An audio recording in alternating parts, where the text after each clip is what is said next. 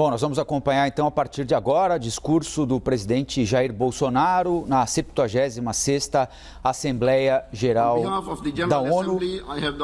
Daqui a pouquinho nós teremos o áudio direto da sede da Organização das Nações Unidas em Nova York, em português, evidentemente. O áudio chega em diferentes canais, com traduções. Nós vamos mostrar aqui, evidentemente, o discurso em português do presidente da República, Jair Bolsonaro, que é transmitido para todos os países do mundo.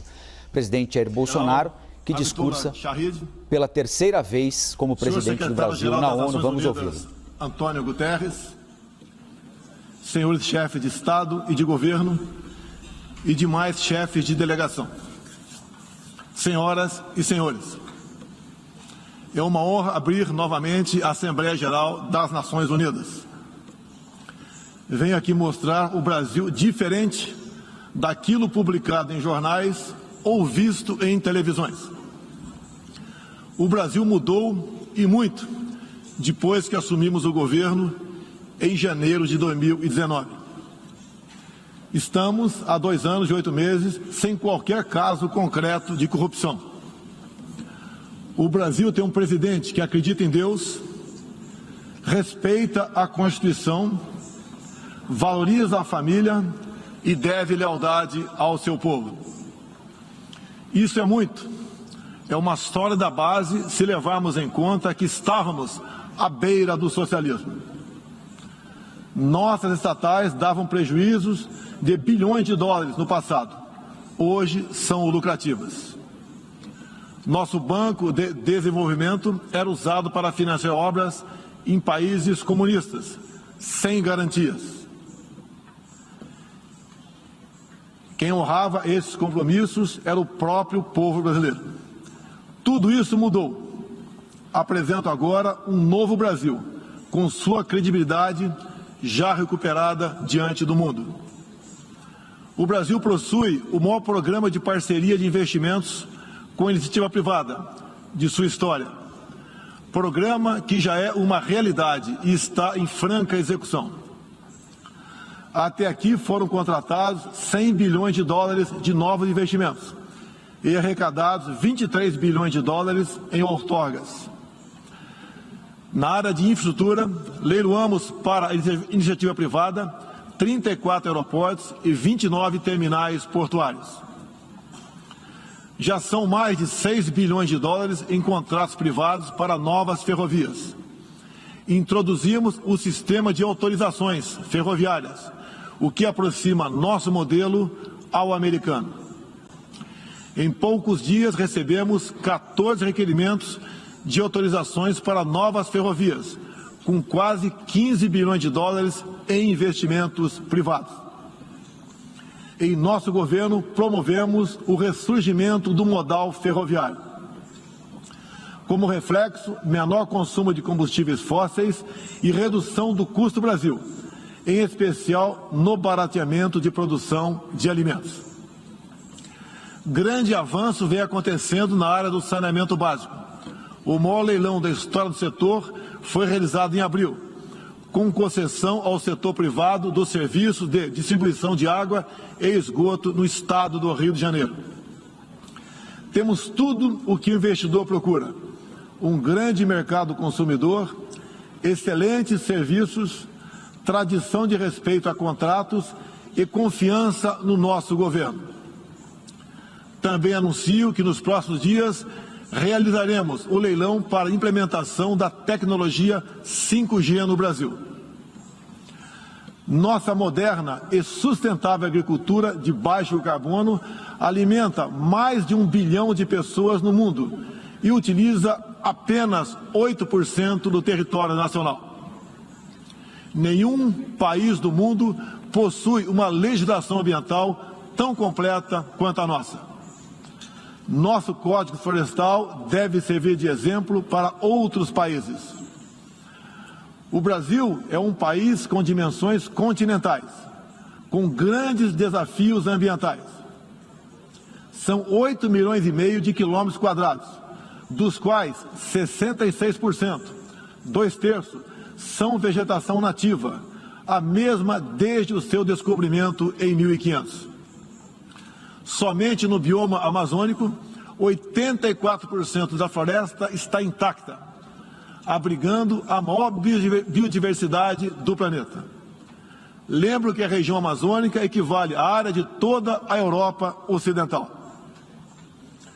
Antecipamos de 2060 para 2050 o objetivo de alcançar a neutralidade climática. Os recursos humanos e financeiros destinados ao fortalecimento dos órgãos ambientais foram dobrados, com vistas a zerar o desmatamento ilegal. E os resultados desta importante ação já começaram a aparecer. Na Amazônia, tivemos uma redução de 32% do desmatamento no mês de agosto, quando comparado a agosto do ano anterior. Qual país do mundo tem uma política de preservação ambiental como a nossa? Os senhores estão convidados a visitar a nossa Amazônia. O Brasil já é um exemplo na geração de energia, com 83% advinda de fontes renováveis. Por ocasião da COP26, buscaremos consenso sobre as regras do mercado de crédito de carbono global. Esperamos que os países industrializados cumpram efetivamente seus compromissos com o financiamento de clima em volumes relevantes. O futuro do emprego verde está no Brasil. Energia renovável, agricultura sustentável, indústria de baixa emissão, saneamento básico, tratamento de resíduos e turismo. Ratificamos a Convenção Interamericana contra o Racismo e formas correlatas de intolerância. Temos a família tradicional como fundamento da civilização. E a liberdade do ser humano só se completa com a liberdade de culto e de expressão. 14% do território nacional, ou seja, mais de 110 milhões de hectares, uma área equivalente à Alemanha e França juntas, é destinada às reservas indígenas. Nessas regiões, 600 mil indígenas vivem em liberdade e cada vez mais desejam utilizar suas terras para agricultura e outras atividades. O Brasil sempre participou em missões de paz da ONU, de Suez até o Congo, passando pelo Haiti e Líbano. Nosso país sempre acolheu refugiados. Em nossa fronteira com a vizinha Venezuela, a operação acolhida do governo federal já recebeu 400 mil venezuelanos deslocados devido à crise político-econômica gerada pela ditadura bolivariana. O futuro do Afeganistão também nos causa profunda apreensão.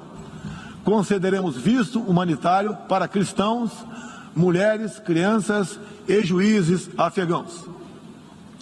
Nesses 20 anos dos atentados contra os Estados Unidos da América, em 11 de setembro de 2001, reitero nosso repúdio ao terrorismo em todas as suas formas.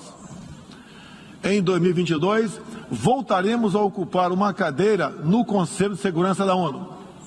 Agradeço aos 181 países, em um universo de 190, que confiaram no Brasil. Reflexo de uma política externa séria e responsável, promovida pelo nosso Ministério das Relações Exteriores. Apoiamos uma reforma do Conselho de Segurança da ONU, onde buscamos um assento permanente. A pandemia pegou a todos de surpresa em 2020. Lamentamos todas as mortes ocorridas no Brasil e no mundo.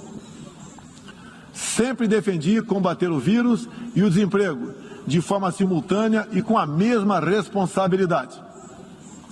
As medidas de isolamento e lockdown deixaram um legado de inflação, em especial nos gêneros alimentícios no mundo todo. No Brasil, para atender aqueles mais humildes, obrigados a ficar em casa por decisão de governadores e prefeitos e que perderam sua renda, concedemos um auxílio emergencial de $800 para 68 milhões de pessoas em 2020. Lembro que terminamos 2020, ano da pandemia, com mais empregos formais do que em dezembro de 2019. graças às ações do nosso governo com programas de manutenção de emprego e renda que nos custaram cerca de 40 bilhões de dólares. Somente nos primeiros 7 meses deste ano, criamos aproximadamente 1.800.000 novos empregos.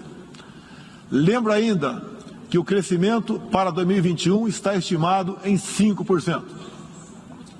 Até o momento, o governo federal distribuiu mais de 260 milhões de doses de vacinas e mais de 140 milhões de brasileiros já receberam, pelo menos, a primeira dose, o que representa quase 90% adulta. 80% da população indígena também já foi totalmente vacinada. Até novembro, todos que escolheram ser vacinados no Brasil serão atendidos. Apoiamos a vacinação. Contudo, o nosso governo tem se posicionado contrário ao passaporte sanitário ou a qualquer obrigação relacionada à vacina. Desde o início da pandemia, apoiamos a autonomia do médico na busca do tratamento precoce, seguindo recomendação do nosso Conselho Federal de Medicina. Eu mesmo fui um desses que fez tratamento inicial. Respeitamos a relação médico-paciente na decisão da medicação a ser utilizada e no seu uso off-label.